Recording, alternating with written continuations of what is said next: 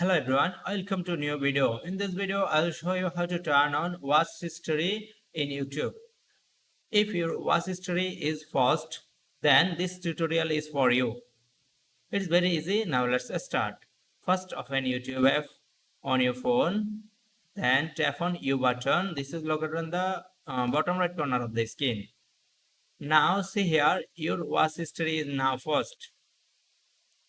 To turn it on, tap on turn on. Now you can get an warning, turn on watch history. Here you can find two buttons. One is cancel, another is turn on. To turn this on, now again tap on turn on. See here, your watch history is now turned on. That's it for now. I hope you enjoyed this tutorial. If you enjoyed this, please like this and also as well as subscribe our channel for more interesting tutorials like this. Thank you.